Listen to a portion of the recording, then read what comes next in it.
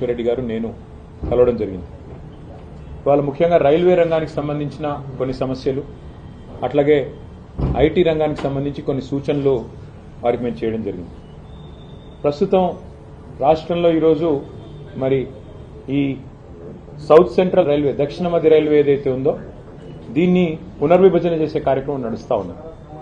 మేము గౌరవ మంత్రి గారికి చెప్పింది ఏమంటే, దయచేసి మీరు కాజీపేట ప్రజల కోరిక, వరంగల్ ప్రజల కోరిక, కాజీపేటలో రైల్వే డివిజన్ కావాలని, రావాలని, అందులో భాగంగా దయచేసి కాజీపేటలో ఒక రైల్వే డివిజన్ని ఏర్పాటు చేయాలని చెప్పి మేము వారిని కోరడం జరిగింది. ఇది మా ప్రతిపాదన కాదు, రైల్వే ఉద్యోగులు, రైల్వేకి సంబంధించిన నిపుణులు చెప్తున్న ప్రతిపాదన. మేము ప్రతిపాదించిన ఈ రైల్వే డివిజన్లో కాజీపేట, బల్లార్షా, పెద్దపల్లి, నిజామాబాద్, కాజీపేట, ఎర్రుపాలెం, డోర్నకల్, మనుగూరు, మోతమర్రి, విష్ణుపురం, కాజీపేట, వంగపల్లి సెక్షన్లు ఉండాలని సూచించాం. రైల్వే ఉద్యోగులు కూడా ఈ విషయంలో సంపూర్ణ మద్దతు తెలియజేస్తా ఉన్నారు. ఇక్కడ విషయం ఏమంటే 900 కిలోమీటర్లు మాత్రమే ఉండే గుంటూరుని ఒక డివిజన్గా చేస్తా ఉన్నారు. మాకు ఆ విషయంలో అభ్యంతరం లేదు. అట్లాగే 2200 కిలోమీటర్లతో విజయవాడ, గుంతకల్ డివిజన్ పనులు కూడా జరుగుతూ ఉన్నాయి. మరి ఇక్కడ కాజీపేటలో దాదాపు 2000 కిలోమీటర్ల ట్రాక్ ఉంది కాబట్టి దీన్ని కూడా డివిజన్గా ఏర్పాటు చేయాలని కోరాం.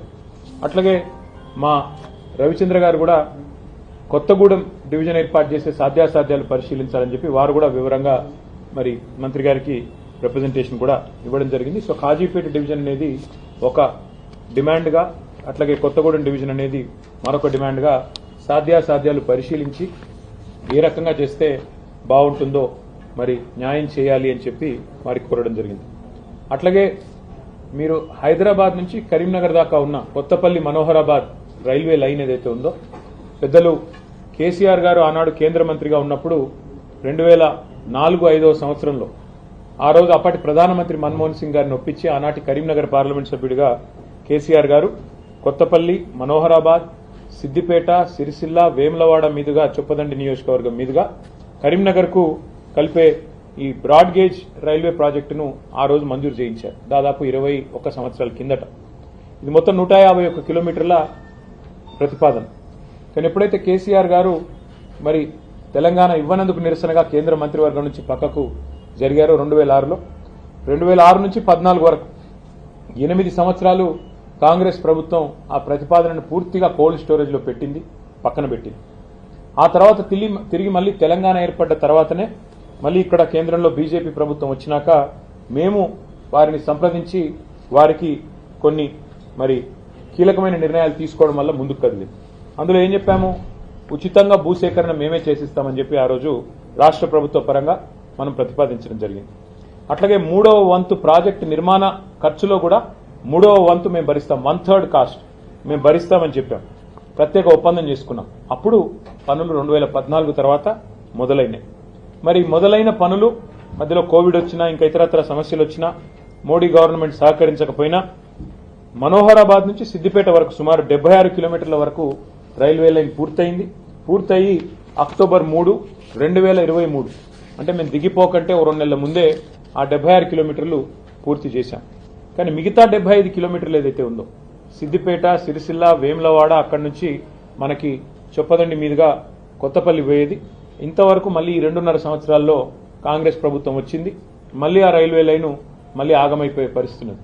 అందుకే ఇవాళ కేంద్ర మంత్రి గారిని తెలంగాణ ప్రభుత్వం ఇంకా కొన్ని డబ్బులు ఇవ్వాలి. మనం గతంలో చేసుకున్న ఒప్పందం ప్రకారం 416 కోట్ల రూపాయలు మరి ఇవ్వాలి. అది ఇవ్వకపోవడం వల్లనే ఇవాళ కాంగ్రెస్ ప్రభుత్వ సహాయ నిరాకరణ వల్లనే ఆగింది అని చెప్పి మంత్రి గారు కూడా మాకు చెప్పడం జరిగింది. భూసేకరణ మరొక 96 హెక్టార్లు చేయాల్సి ఉంది అని చెప్పి మరి ఇక్కడ రాజ్యసభలో కేంద్ర ప్రభుత్వం మా సభ్యులు ప్రశ్న అడిగితే సమాధానం కూడా ఇచ్చారు. ఇక్కడ వాస్తవం ఏమంటే 20 ఏళ్ల కింద ప్రతిపాదించిన ప్రాజెక్ట్, ఇక సమయం గడిచిన కొద్దీ కాస్ట్ పెరుగుతా ఉంది. అందుకే మంత్రి గారికి గుర్తు చేశాం, మొదలు మంజూరైనప్పుడు 1160 కోట్లు ఈ రైల్వే లైన్ యొక్క అంచనా వ్యయం. ఈ రోజు అది 2780 కోట్లకు పెరిగింది, అంటే డబల్ కంటే ఎక్కువైంది. ఈ ప్రాజెక్టు వల్ల లాభం ఏంటి ఈ రైల్వే లైన్ వల్ల అంటే, మధ్యలో టెక్స్టైల్ హబ్గా ఉన్న సిరిసిల్ల, మరి ఒక తిరుపూర్ స్థాయిలో తమిళనాడులో ఎదిగేదానికి ఆస్కారం ఉన్న ప్రాంతం సిరిసిల్ల. వాళ్ళ సిరిసిల్ల నుంచి వస్త్ర ఉత్పత్తులు, అపారెల్ పార్క్ కానీ, టెక్స్టైల్ పార్క్ కానీ అక్కడి నుంచి ప్రపంచ విపణిలోకి పోతా ఉన్నాయి, ప్రపంచ మార్కెట్లోకి పోతా ఉన్నాయి. ఇవాళ న్యూయార్క్ దాకా అమెరికా దాకా కూడా సిరిసిల్లలోని కొన్ని కంపెనీలు తమ తమ టెక్స్టైల్ ఉత్పత్తులను వారు ఎక్స్పోర్ట్ చేస్తూ ఉన్నారు. అట్లాగే పక్కన దక్షిణ కాశీగా పేరుపడ్డ వేములవాడ కూడా అదే సర్క్యూట్లో ఉంది. కాబట్టి రాజరాజేశ్వర స్వామి దేవాలయం అక్కడే ఉంది. లక్షలాది మంది మరి ఆ దేవాలయాన్ని కూడా సందర్శిస్తూ ఉంటారు. అందుకే ఇంతటి ప్రాధాన్యత కలిగిన ఈ లైన్ని మరి వెంటనే ప్రయారిటీ కింద టేకప్ చేయాలని చెప్పి అశ్విని వైష్ణవ్ గారిని కొంత రాష్ట్ర ప్రభుత్వాన్ని ఒక ముళ్ళుగర్రతో పెట్టి పొడిచినట్టయితే ఏమైనా కదులుతారేమో. నేను చెప్తే ఎట్లాగూ వారు వినరు, మీరన్నా గట్టిగా మీ డిపార్ట్మెంట్ కాబట్టి చెప్పండి అని చెప్పి వారిని కోరారు. దాంతోపాటు సిరిసిల్ల వేములవాడ రైల్వే స్టేషన్లను కూడా అత్యాధునికమైన సౌకర్యాలతో అమృత్ భారత్ స్టేషన్ పథకంలో చేర్చాలని చెప్పి కూడా వారిని కోరాం. దాని తర్వాత ఆ స్టేషన్ నుంచి తంగళ్లపల్లి రైల్వే స్టేషన్ నుంచి నేరుగా మిడ్మానేర్ రిజర్వాయర్ మీదుగా ఎలాంటి ల్యాండ్ ఎక్విజిషన్ అవసరం లేకుండా ధవళేశ్వరం వద్ద ఎట్లా అయితే ఒక రైల్ కమ్ రోడ్ బ్రిడ్జ్ ఉందో అదే పద్ధతుల్లో ఒక రైల్ కమ్ రోడ్ బ్రిడ్జ్ ని కూడా మంజూరు చేయండి అని చెప్పి గౌరవ మంత్రి గారిని మరి కోరడం కూడా జరిగింది. అట్లాగే ఇవాళ మీరు గమనించినట్టయితే హైదరాబాద్ నుంచి ఇవాళ వరంగల్ మీదుగా మన కాజీపేట జంక్షన్ మీదుగా మనకు ఢిల్లీ రైళ్లు అన్నీ వస్తూ ఉంటాయి. అట్లా కాకుండా అటు లోడ్ ఎక్కువ పెరిగింది కాబట్టి రేపు కరీంనగర్ నుంచి ఇటు మంచిర్యాల వైపు నుంచి తీసుకొని పోవాలి రైళ్లు అంటే ప్రత్యామ్నాయంగా ఎలక్ట్రిఫికేషన్ జరగాలి. లేన్ ఎలక్ట్రిఫికేషన్, రూట్ ఎలక్ట్రిఫికేషన్ జరగాలి. ఇవాళ ఈ రైల్వే లైన్ ఏదైతే ఉందో కొత్తపల్లి మనోహరాబాద్ దీన్ని సంపూర్ణంగా ఎలక్ట్రిఫికేషన్ కూడా టేకప్ చేయాలని చెప్పి మంత్రి గారిని విజ్ఞప్తి చేశాము. ప్రధానమంత్రి గారు ఏదైతే చెప్తున్నారో పీఎం గతి శక్తి అని ఆ లక్ష్యాలు అందుకోవాలంటే ఎలక్ట్రిఫికేషన్ కూడా చేయాలి, తద్వారా లోడ్ కూడా తగ్గాలి అని చెప్పి కూడా వారికి విజ్ఞప్తి చేయడం జరిగింది. అట్లాగే మంత్రి గారికి ప్రత్యేకంగా ఇంకో విషయం కూడా చెప్పాను. వారు ఐటీ మంత్రి కూడా, రైల్వే మంత్రి మాత్రమే కాదు ఐటీ శాఖ మంత్రిగా కూడా ఉన్నారు. కాబట్టి వారికి చేసిన విజ్ఞప్తి ఏమంటే గతంలో కేసీఆర్ గారి నాయకత్వంలో మేము అన్ని పాత జిల్లా కేంద్రాలలో ఆదిలాబాద్ కావచ్చు, కరీంనగర్ కావచ్చు, నల్లగొండ కావచ్చు, మహబూబ్ నగర్ కావచ్చు, ఖమ్మం, కరీంనగర్, నిజామాబాద్ అన్ని చోట్ల ఐటీ టవర్లు కట్టాం. మొత్తం ప్రతి చోట 50,000 స్క్వేర్ ఫీట్ల పైన ఐటీ టవర్లు కట్టాం. అట్లాగే వరంగల్లో అయితే Genpact, LNT, Mindtree, Tech Mahindra, అట్లాగే సాయంట్ లాంటి కంపెనీస్ ను కూడా తీసుకొచ్చి వాటితోన అక్కడ కార్యకలాపాలు ప్రారంభించాం. ఎక్కడి పిల్లలకు అక్కడే ఉద్యోగ అవకాశాలు రావాలి, ఎక్కడి పిల్లలు అక్కడే మరి వారు తమ తమ జిల్లాల్లోనే తమ తమ ప్రాంతాల్లోనే హైదరాబాద్కి వలస వచ్చే అవసరం లేకుండా మరి బ్రహ్మాండంగా అక్కడే స్థిరపడాలన్న కోరికతో ఈ ఐటీ హబ్లు అత్యాధునికంగా 10 కేంద్రాల్లో మేము కట్టాం. ఇవాళ అవన్నీ కూడా కాంగ్రెస్ ప్రభుత్వం వచ్చిన తర్వాత దివాలా తీసి బూత్ బంగ్లాలుగా మారిపోయే పరిస్థితి వచ్చింది. అందుకే ఇవాళ కేంద్ర మంత్రి గారిని ఏం కోరామంటే ముఖ్యంగా వరంగల్ అనేది హైదరాబాద్ తర్వాత 2వ అతిపెద్ద పట్టణం తెలంగాణలో. 10 లక్షల జనాభా ఉన్న పట్టణం, బ్రహ్మాండంగా పెద్ద ఎత్తున కాలేజీలు, పెద్ద ఎత్తున విద్యార్థులున్న ప్రాంతం వరంగల్. అక్కడ మంత్రి గారిని మేము కోరింది, మీరు మా గతంలో చేసిన పనులన్నీ వారికి వివరించి చెప్పాం, కానీ ఈ 2 ఏళ్లలో ఐటీ గ్రోత్ మందగించింది. ఇది మేము చెప్తున్న మాట కాదు, మేము చేస్తున్న ఆరోపణ కాదు. 9,46,000 ఉద్యోగాలు మేము మా ప్రభుత్వం వైదొలిగిన నాడు హైదరాబాద్, తెలంగాణలో 9,46,000 ఐటీ ఉద్యోగాలు ఉన్నాయి. మరి ఈరోజు మన రాష్ట్ర ప్రభుత్వం వాళ్ళు చెప్తున్న మాటలే. గవర్నర్ గారి ప్రసంగంలో చెప్పారు 7,000 ఉద్యోగాలు తగ్గాయి, ఇప్పుడు కేవలం 9,39,000 ఉద్యోగాలు ఉన్నాయన్నారు. మొన్న బడ్జెట్ ప్రసంగంలో బట్టి విక్రమార్క చెప్పారు, ఆర్థిక మంత్రి గారు, డిప్యూటీ సీఎం గారు, కేవలం 9,39,000 అంటే మేము దిగిపోయిన నాడున్న ఉద్యోగాల కంటే 7,000 ఉద్యోగాలు ఇవాళ రాష్ట్రంలో ఐటీ రంగంలో తగ్గినాయని చెప్పి రాష్ట్ర ప్రభుత్వమే స్వయంగా ఒప్పుకుంటా ఉంది. దీనికి కారణాలు ఏమైనప్పటికీ ఇవాళ మంత్రి గారిని మేము అడిగింది ఏమంటే ఇన్ఫ్రాస్ట్రక్చర్ ఉంది. వరంగల్లో బ్రహ్మాండమైన ఐటీ హబ్ కట్టినాం. అక్కడ ఒక India AI center, India artificial intelligence centre, India data lab వరంగల్లో కేంద్ర ప్రభుత్వం అక్కడ ఉన్న ఇన్ఫ్రాస్ట్రక్చర్ను వినియోగించుకుని ఏర్పాటు చేయండి. హైదరాబాద్ తర్వాత అంత ప్రాముఖ్యత ఉన్న నగరం వరంగల్, కాబట్టి తెలంగాణలోనే మరి 2వ అతిపెద్ద నగరం వరంగల్, అక్కడ ఏర్పాటు చేయండి ఇండియా ఏఐ ల్యాబ్, ఒక ఇండియా ఏఐ సెంటర్ లేదా ఇండియా ఏఐ డేటా ల్యాబ్ ఏర్పాటు చేయండి అని చెప్పి కొత్త పాలసీలో భాగంగా వారిని కోరడం జరిగింది. అట్లాగే కరీంనగర్, ఖమ్మం అక్కడ సైబర్ సెక్యూరిటీకి సంబంధించిన ఒక ఆర్టిఫిషియల్ ఇంటెలిజెన్స్ కేంద్రాన్ని ఏర్పాటు చేయండి, సెంటర్ ఆఫ్ ఎక్సలెన్స్ ఏర్పాటు చేయండి అని వారిని కోరారు. అట్లాగే సెమీ కండక్టర్ డిజైన్ మరియు డీప్ టెక్ రంగాల మీద మరి దృష్టి సారించే విధంగా STPI centre, software technology parks of India సెంటర్లను, centre of excellence, centre for entrepreneurship కూడా ఏర్పాటు చేయండి. మీకు ఇష్టమైన చోట, అది మహబూబ్నగర్ కావచ్చు, నల్లగొండ కావచ్చు, మీకు ఇష్టమైన చోట ఈ 10 ప్రాంతాలు ఉన్నాయి. ఎక్కడ మీకు అనుకూలంగా ఉంటే అక్కడ మీరు దయచేసి ఇది కూడా ఏర్పాటు చేయండి.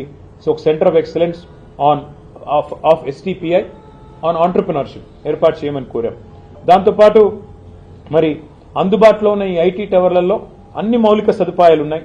రాష్ట్రమంతా T-ఫైబర్ కార్యక్రమాన్ని కూడా మా ప్రభుత్వమే చేసింది. కనెక్టివిటీ రాష్ట్రం అంతటా కూడా ఉంది. కాబట్టి పాలసీ ఫ్రేమ్వర్క్ కూడా సిద్ధంగా ఉంది, ఇన్ఫ్రాస్ట్రక్చర్ సిద్ధంగా ఉంది. ఈ అన్ని నగరాలు అన్ని పట్టణాలు ఇప్పటికి మా ప్రభుత్వం వచ్చింటే ఉపాధి కేంద్రాలుగా మారే అవకాశం ఉంది. యంగ్స్టర్స్ కి హైదరాబాద్కి బెంగళూరుకి పోయే అవసరం లేకుండా ఇంకా ఎక్కువ IT విస్తరణ జరిగేదానికి మా ప్రణాళికలు ఉండినాయి. కానీ ఈ ప్రభుత్వం కాంగ్రెస్ ప్రభుత్వం పట్టించుకోవట్లేదు.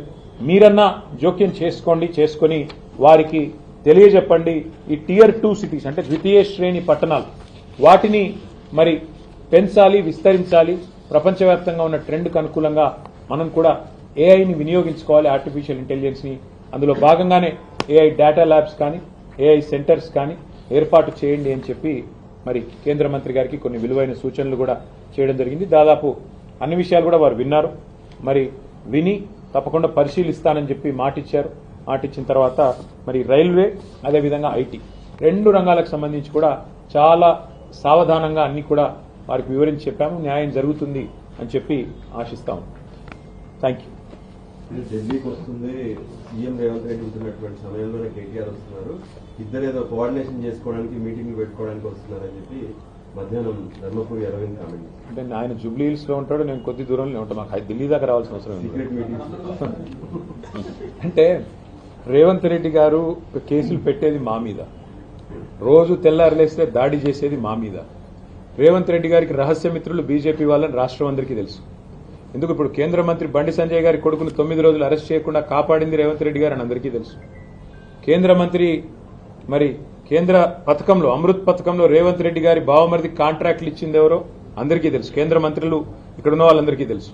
అట్లాగే ఇవాళ సింగరేణిలో కుంభకోణం జరుగుతుంటే కూడా అక్కడ సృజన్ రెడ్డి గారి నాయకత్వంలో రేవంత్ రెడ్డి గారి బావమరిది గారి నాయకత్వంలో భారీ కుంభకోణాలు జరుగుతుంటే మేము వచ్చి ఇక్కడ కంప్లైంట్ చేస్తే కూడా కేంద్ర ప్రభుత్వం స్పందించట్లేదని అందరికీ తెలుసు. హైదరాబాద్ సెంట్రల్ యూనివర్సిటీ భూముల మీద మేము ఉద్యమం చేస్తే, పిల్లలు ఉద్యమం చేస్తే అల్టిమేట్ గా సెంట్రల్ ఎంపవర్డ్ కమిటీ మరి సుప్రీంకోర్టు అపాయింట్ చేసిన కమిటీ వచ్చి దీన్ని వెంటనే విచారించండి ఈడీ అని చెప్పారు. ఇంతవరకు మరి అతి లేదు గతి లేదు. ఈడీ దాడులు జరిగితే రాష్ట్రంలో మంత్రుల మీద, పొంగులేటి శ్రీనివాసరెడ్డి మీద 2 ఏళ్ల తర్వాత కూడా ఇంతవరకు కేసు లేదు.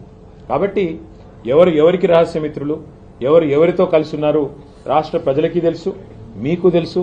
మరి మాకు రేవంత్ రెడ్డి గారిని కలవాల్సిన అవసరం కానీ రేవంత్ రెడ్డి గారితో సంభాషించాల్సిన అవసరం కానీ మాకు లేదు. రేవంత్ రెడ్డితో తలపడుతున్నాం. ఆయన అరాచకాలను ఇవాళ ఒక మాట చెప్పాలంటే నిన్న హైకోర్టు చెప్పింది, హైడ్రా అనేది 9 తలల విషసర్పం అని చెప్పింది నిన్న హైడ్రా గురించి. ఏది రాష్ట్ర హైకోర్టు. ఇంతకంటే చెంపపెట్టు ముఖ్యమంత్రికి ఏముంటుందని నాకు అర్థంగా సిగ్గుండాలి. బడాబాబులను మాత్రం వదిలిపెట్టి గరీబోళ్ల ఇండ్ల మీద పడి, బడాబాబులు అంటే ఎవరండి? రాష్ట్ర రెవెన్యూ మంత్రి పొంగులేటి శ్రీనివాసరెడ్డి ఇల్లు చెరువులో ఉంటుంది, దాన్ని హైడ్రా ముట్టదు. రాష్ట్ర ముఖ్యమంత్రి గారి సోదరుడు ఇల్లు FTL లో ఉంటుంది, దాన్ని హైడ్రా ముట్టదు. రాష్ట్ర మంత్రులు వివేక్ గారు, శాసన మండలి చైర్మన్ సుఖేందర్ రెడ్డి గారు, రాష్ట్రంలో ఇంకా కీలక నేతలు చాలా మంది బిల్డింగులన్నీ చెరువుల్లో ఉన్న, షికాల్లో ఉన్న వాటిని మాత్రం హైడ్రా ముట్టదు. ఎవరిని ముడుతుంది హైడ్రా? బీద, బిక్కి, మధ్యతరగతి ప్రజలు. నేను అడుగుతా ఉన్న ముఖ్యమంత్రిని, కబ్జా కోరులు అంటున్నావు, అందరికంటే పెద్ద కబ్జా కోరులే నీ అన్నదమ్ములు కదా. అందరికంటే ఎక్కువ ఆస్తి దోస్తున్నది, అందరికంటే ఎక్కువగా ఇవాళ విధ్వంసం చేస్తున్నది నీ మంత్రులు కదా. 1 కోటి ఎకరాలు నిషేధిత జాబితాలో పెట్టింది నీ మంత్రి కాదా? కేసీఆర్ గారు దిగిపోయినాడు, కేసీఆర్ ప్రభుత్వం దిగిపోయినాడు. రాష్ట్రంలో నిషేధిత భూముల సంఖ్య ఎంత అంటే, మొత్తం సైజ్ ఎంత అంటే 16 లక్షల ఎకరాలు. ఇవాళ 1 కోటి ఎకరాలకు చేరుకుంది. ఏ కారణం చేత పెడుతున్నారు 1 కోటి ఎకరాలు? 30% కమిషన్లు తీసుకోవట్లేదా నీ మంత్రులు? కబ్జా కోరులు, భూ దందాలు చేసేది, భూమిని ఇలా భూహారతిలాగా మింగుతున్నది నీ ప్రభుత్వం కాదా? నీ మంత్రులు కాదా? ప్రజలకు తెలియదా?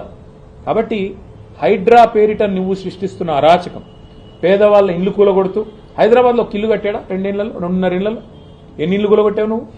కొన్ని వేల ఇల్లు హైదరాబాద్లో కూలగొట్టి, ఒక్క ఇల్లు కట్టకుండా, ఒక్క ఇటుక పెట్టకుండా విధ్వంసం సృష్టించి, రియల్ ఎస్టేట్ ను కుప్పగూల్చి నువ్వు డబ్బులు చేసుకుంటున్నావు. పెద్ద పెద్ద ఈ బిల్డర్లు ఇవాళ చెరువుల్లో ఇల్లు కడుతుంటే, పెద్ద పెద్ద బిల్డింగ్లు కడుతుంటే నీకు కనబడదు, కానీ ఇవాళ పెద్ద పెద్ద మాటలు. అందుకే మేము అనేది